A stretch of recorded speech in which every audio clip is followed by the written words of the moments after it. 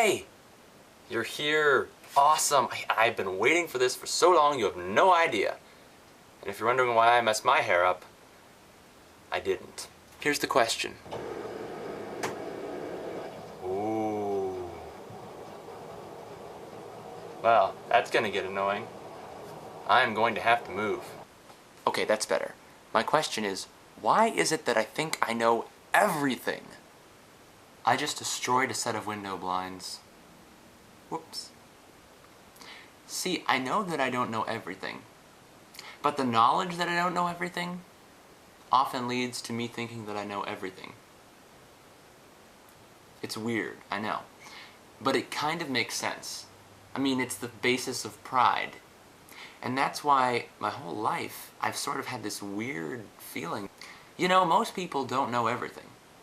I'm so privileged to know everything. That's really what I think to myself. That's what I've thought my whole life, basically. I mean, I have moments like now where I realize that's ridiculous. But I still do it. For example, I thought that I understood everything about how people work. I did. Psh, come on. It took an experience that was so completely incompatible with what I believed about myself to show me that I am so incredibly wrong. I can believe something without accepting it. Or, to put it a better way, I can know something and still not believe it. Because belief requires faith, knowledge can be distant. I can say to myself, oh, I know, I don't know everything, I'm not perfect, blah, blah, blah. And yet I can still have pride, which goes against that reality. See, I've had this friend I've known for a long time, and I've always thought that we're a lot like each other. We react the same way to a lot of things. We're both always forgetting things. We're pretty easygoing, or we goof off a lot.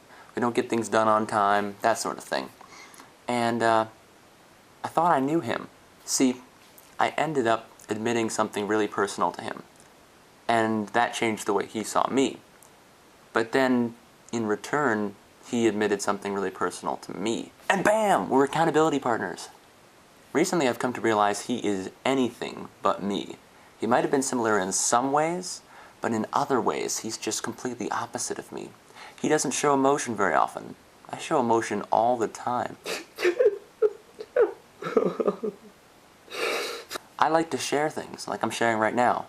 He doesn't. He probably wouldn't make a video like this, quite honestly, because his personality is one that keeps things inside until someone else brings it up. I like to bring things up. There's a lot more.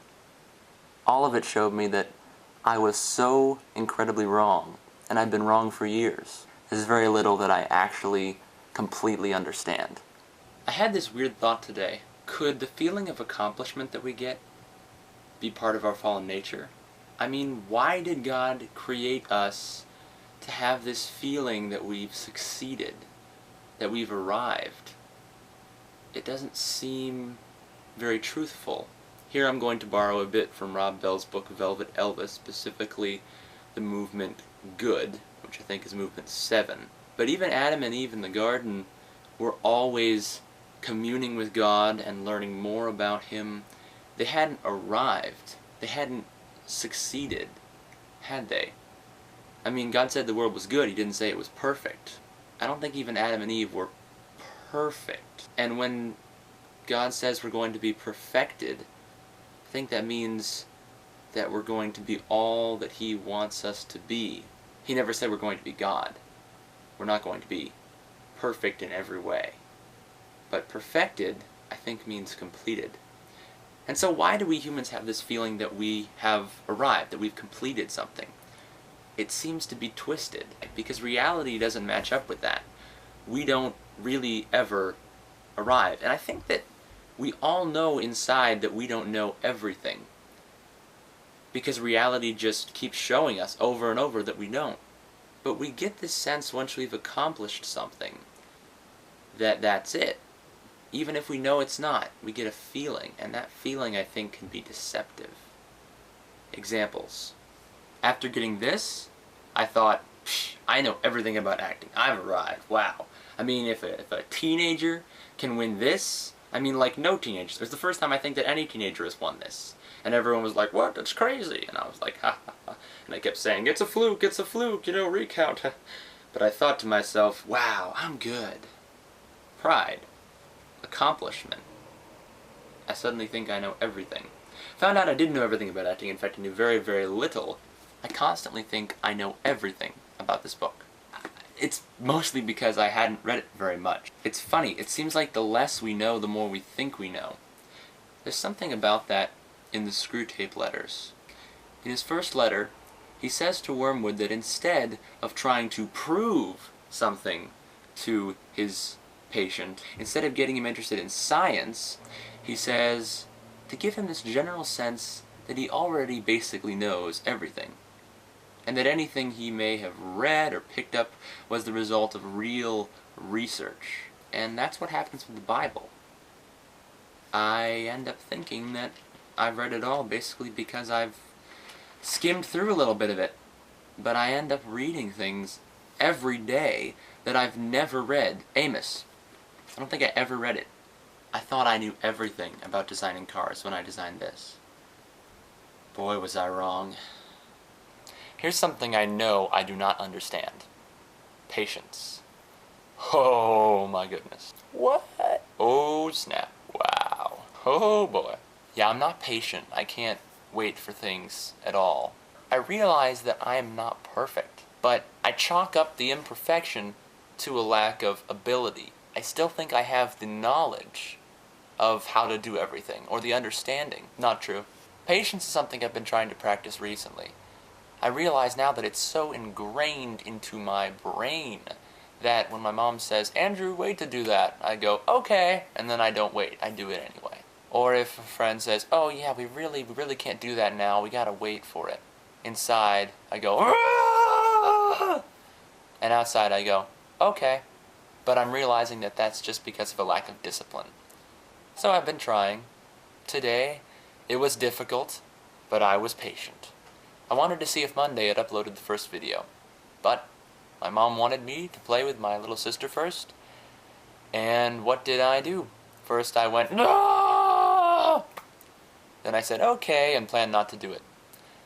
But I finally made the difficult decision to play with my sister, and guess what? It was fun! It was fun! Biggest thing, I could take the waiting.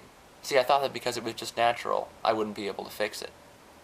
But we can change what's natural, because we weren't originally designed to be this natural way. I'm going through this whole conversation without saying sin nature, but that's exactly what I'm talking about. Hey, what are you doing on top of the fridge?